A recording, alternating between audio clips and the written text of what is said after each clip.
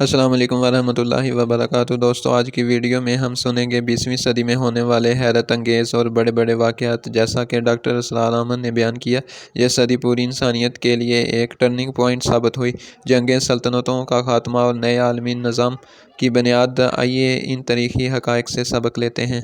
بنی اسرائیل، یہود، در بدر کی ٹھوکریں کھانے والی قوم، اس صدی میں اسے گھر ملا ہے، ملک ملا ہے۔ دیکھیے، اس صدی میں دو عظیم سلطنتیں دنیا کے نقشے سے غائب ہو گئی۔ اس صدی کا آغاز تھا سلطنت عثمانیہ، دی گریٹ آٹومان امپائر۔ اس کی عظمت، سطوت، اس کی تاریخ، اس کا دبدبہ، اس کو سامنے رکھیے۔ 3 بر اعظموں پر پھیلی ہوئی عظیم سلطنت، پورا شمالی افریقہ، پورا مغربی ایشیا اور مشرقی یورپ کا بہت بڑا رقبہ۔ اتنی بڑی سلطنت اور نسیم منسیہ ہو گئی، اس کا وجود نہ رہا۔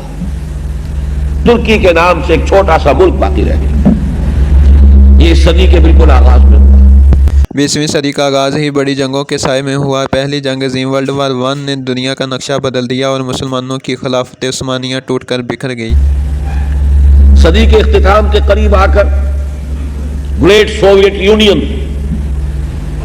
One of the 2 super powers, اس کا رقبہ، اس کا دبدبہ، اس کی سطوت، اس کی شوکت، اس کا روب امریکہ کو لالے پڑے ہوئے تھے، اس لیے کہ فضائی پروگرام میں، خلائی پروگرام میں وہ امریکہ سے بہت آگے تھا۔ لیکن یہ کہ دیکھتے ہی دیکھتے جیسے برف پگھل جاتی ہے، ایسے اس کا وجود اب دنیا کے نقشے سے ختم ہو گیا۔ ڈاکٹر اسرار احمد اس بات پر زور دیتے ہیں کہ خلافت کا خاتمہ محض سیاسی نہیں بلکہ دینی المیہ بھی تھا۔ اس نے امت کو ایک پلیٹ فارم سے محروم کر دیا۔ اور یہ 2 سلطنتوں کا دنیا کے نقشے سے غائب ہو جانا اس صدی میں ہوا۔ اور کوئی عجب نہیں کہ ایک تیسرا واقعہ ابھی اسی صدی میں رونما ہو جائے، جس کے آثار شروع ہو چکے ہیں۔ اس وقت کی سول سپریم پاور، اب وہ one of the super powers نہیں ہے، سول سپریم پاور امریکہ، دراڑیں پڑ چکی ہے، زوال کے آثار سامنے ہیں۔ اور کوئی عجب نہیں کہ اس صدی کے خاتمے سے پہلے پہلے اس کا بھی وہی حشر ہو جائے جو سوویت یونین کا ہماری نگاہوں کے سامنے ہوا ہے۔ آج یہ بات بڑی ناقابل قیاس معلوم ہو رہی ہے، لیکن ذرا سوچئے کہ چند سال پہلے کیا یہی بات سوویت یونین کے بارے میں قابل قبول اور قابل یقین ہو سکتی تھی؟ لیکن تاریخی حقائق کو دیکھیے۔ قل سیروا فی الارض، زمین میں گھومو پھرو، تو یہ کہ عجائبات ہے اس صدی کے۔ میں یہ سمجھتا ہوں کہ پوری انسانی تاریخ، جتنی کچھ ہمیں معلوم ہے، وہ 4-5 ہزار سال سے زیادہ کی تاریخ نہیں ہے۔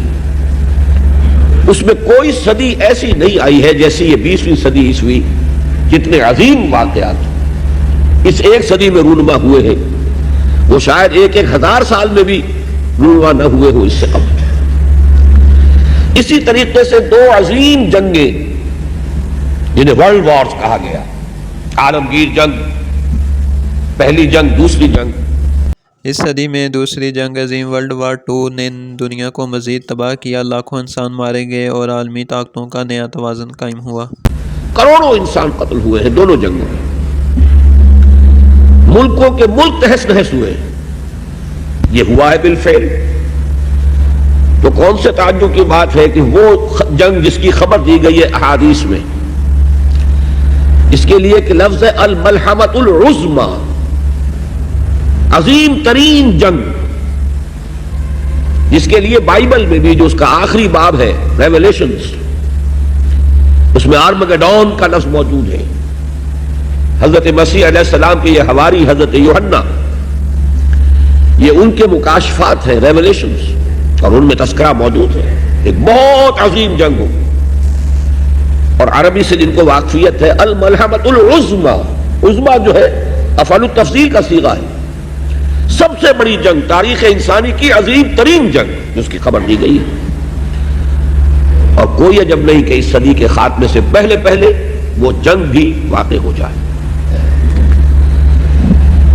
اسی طریقے سے خاص طور پر سابقہ امت مسلمہ بنی اسرائیل یہود 2000 برس سے بے گھر تھے، بے خانمہ، برباد، ڈائسپورا، کوئی گھر نہیں، کوئی ملک نہیں، در بدر کی ٹھوکریں کھانے والی قوم۔ اس صدی میں اسے گھر ملا ہے، ملک ملا ہے۔ ایک اور بڑا واقعہ اسرائیل کا قیام تھا جو مسلمانوں کے لیے آج تک ایک زخم ہے۔ یہ 20ویں صدی کا وہ موڑ ہے جس کے اثرات آج بھی نظر آتے ہیں۔ اس صدی کا بالکل آغاز تھا 1919 بالفور ڈیکلریشن۔ اس صدی کے آغاز ہی سے ان تمام واقعات کے جو ہے سلسلے شروع ہو گئے تھے۔ بالفور ڈیکلریشن میں طے کیا گیا تھا کہ فلسطین پر ان کا حق ہے اور وہاں انہیں آباد ہونے کے لیے سہولتیں فراہم کی جائیں گی۔ 1919 میں اس کام کا آغاز ہوا، 1948 میں 30 برس سے کم مدت میں وہ ملک وجود میں آ گیا۔ تو کوئی عجب کی بات نہیں ہے، کوئی تعجب کی بات نہیں کہ اب اسرائیل سے گریٹر اسرائیل تک، عظیم تر اسرائیل تک بھی اسی صدی میں پیش قدمی ہو جائے۔ چوتھی بات یہ ہے کہ یہی صدی ہے جس میں خلافت اسلامیہ کا خاتمہ ہوا 1924۔ یہ ذہن میں رکھیے کہ یہ خلافت وہ خلافت نہیں تھی جس کو ہم خلافت راشدہ کہتے ہیں، یا جو خلافت علی منہاج النبوہ ہے اس حدیث کی روح سے جو ابھی میں نے آپ کو سنائی۔ تاہم خلافت تھی، نام تو تھا، جیسے ہم نام کے مسلمان ہیں ایسے ہی نام کی خلافت بھی تھی۔ بہرحال علامہ اقبال نے جو فریاد کی کہ چاک کر دی ترک نادا نے خلافت کی تباہ، سادگی اپنوں کی دیکھ اوروں کی عیاری بھی دیکھ، یہ کچھ اور تھے پیچھے جنہوں نے اس خاتمہ کروایا خلافت کا۔ ڈاکٹر اسرار احمد سمجھاتے ہیں کہ یہ سب واقعات محض تحریکی حادثے نہیں تھے بلکہ اللہ کی سنت کے مطابق ہو رہے تھے۔ جب قومیں ایمان اور عدل چھوڑ دیتی ہیں تو زوال ان کا مقدر بن جاتا ہے۔ یہ وہی فری میسنری، زائنزم، برطانیہ، یہ قوتیں پیچھے تھیں، لیکن یہ کہ جادو وہ جو سر چڑھ کر بولے کروایا ایک مسلمان کے ہاتھ، مصطفیٰ کمال پاشا کے ہاتھ۔ چاک کر دی ترک نادا نے خلافت کی قبا، سادگی اپنوں کی دیکھ اوروں کی عیاری بھی دیکھ، مقصد بھی حاصل کر لیا، الزام بھی اپنے اوپر نہیں آنے دیا۔ لیکن میں جو عجائبات اس صدی کے آپ کو گنوا رہا ہوں اس کے اعتبار سے اسے بھی ناقابل قرین، ناقابل قیاس نہ سمجھیے کہ اس صدی کے خاتمے سے پہلے پھر دوبارہ خلافت کا نظام قائم ہو جائے۔ جب یہ سب کچھ ہو سکتا ہے جو اس صدی میں ہوا ہے تو آخر یہ باتیں کیسے محالات عقلیہ میں سے شمار ہو جائیں گی؟ بہرحال میں نے یہ صدی کے عظیم حوادث کا کچھ تھوڑا سا تذکرہ اس لیے کیا ہے کہ خاص طور پر حوالہ دینا چاہتا ہوں کہ جب خلافت کو ختم کرنے کی سازشیں چل رہی تھی، یہی آپ کا ملک تھا بر عظیم پاک و ہند، اس میں عظیم تحریک چلی تھی، پوری دنیا میں کہیں اور کوئی تحریک نہیں تھی، کہیں کوئی احتجاج نہیں تھا، پورے دنیا میں کسی دوسرے مسلمان ملک میں ترکوں کی ہمدردی میں اور ترکوں کی موافقت میں کوئی بات کبھی نہیں کہی گئی۔ پورا عالم عرب تو ویسے ہی ترکوں کا دشمن ہو چکا تھا، انگریزی استعمار نے قومی نفرت کے بیج بو دیے تھے، لیکن یہ کہ بقیہ بھی تو پورا عالم اسلام ہے۔ عالم عرب تو اس ملت اسلامیہ کا 1/5 بھی نہیں ہے، باقی 4/5 اس میں نوٹ کر لیجئے صرف یہ بر عظیم پاک و ہند ہے کہ جس میں تحریک چلی، تحریک خلافت، اور کس شد و مد سے چلی، کس زور شور سے چلی کہ ہندوؤں کو اس میں شریک ہونا پڑا، گاندھی کو اس میں شریک ہونا پڑا، اس لیے کہ بہرحال ایک ذہین آدمی تھا، سمجھدار آدمی تھا، حالات کے نبض پر اس کا ہاتھ تھا، وہ جانتا تھا کہ اگر اس وقت ہم نے مسلمانوں کا ساتھ اس تحریک میں نہ دیا تو پھر کسی بھی تحریک میں ہم ان کا تعاون حاصل نہیں کر سکیں گے، کہاں گاندھی کہاں خلافت۔ لیکن آپ اندازہ کیجئے کہ یہ تحریک، یہ بھی در حقیقت مظہر ہے اسی کا کہ وہ تحریک کتنے شد و بد اور زور شور سے اٹھی تھی کہ گاندھی کو اس میں شمولیت اختیار کرنی پڑی، اسی بر عظیم پاک و ہند میں۔ اور اب اللہ کا نام لے کر ہم نے اسی ملک میں سے جو بھی ٹکڑا ہمیں ملا ہے پاکستان کے نام سے، اب اس میں تحریک خلافت کا آغاز کیا ہے۔ آغاز تو ہمیشہ حقیر ہوتا ہے، چھوٹا ہوتا ہے، لیکن کوئی تعجب کی بات نہیں ہے۔ آخر بڑے بڑے تناور درخت بھی شروع میں چھوٹے سے نازک پودے کی شکل میں ہوتے ہیں۔ اللہ تعالیٰ کی قدرت سے بعید نہیں کہ یہ تحریک خلافت کا یہ پودا جو ہے تناور درخت کی شکل اختیار کر لے۔ ایک خاص مناسبت جو ہمارے خطبات خلافت کو قائم ہوئی ہے کہ اس صدی کے آغاز میں تحریک خلافت چلی تو اس کے زعماء پر مقدمہ بغاوت اس ہال میں چلایا گیا۔ یہ اس خالص دینہ حال کی تاریخی اہمیت ہے۔ یہی حال تھا جس میں مولانا محمد علی جوہر کھڑے ہوئے تھے مجرموں کے کٹہرے میں، اور ان کے ساتھ اور بھی کتنے ہی زعماء ملت تھے کہ جو شریک تھے، اور ایک انگریز جج بیٹھا ہوا ان کے خلاف سماعت کر رہا تھا مقدمہ بغاوت کی۔ 1921 کی بات ہے نا، 62 برس گزرے ہیں، لیکن یہ کہ جیسا کہ میں نے عرض کیا اگر اس وقت وہ عظیم تحریک چلی تو کوئی عجب نہیں کہ اللہ تعالیٰ کے فضل و کرم سے اب یہ تحریک بھی، وقت تو درکار ہوگا لیکن اللہ کے فضل و کرم سے یہ مومنٹم پکڑے، اس میں قوت پیدا ہو، تو نہ یہ اللہ کے فضل و قدرت سے بعید ہے، اور نہ ہی جیسا کہ میں نے عرض کیا اس صدی کے تمام عجائبات اگر آپ کے سامنے ہو تو ان کے اعتبار سے یہ کوئی بہت ہی ایک محال بات نظر آتی ہے۔ ایک بات میں یہاں ضرور واضح کر دوں، وہ جو تحریک خلافت چلی تھی جس کے زعماء پر مقدمہ بغاوت اس حال میں چلایا گیا تھا، اور اب جس تحریک خلافت کا ہم نے آغاز کیا ہے، نام تو وہی ہے مشترک، لیکن ان کے مابین زمین و آسمان کا فرق ہے۔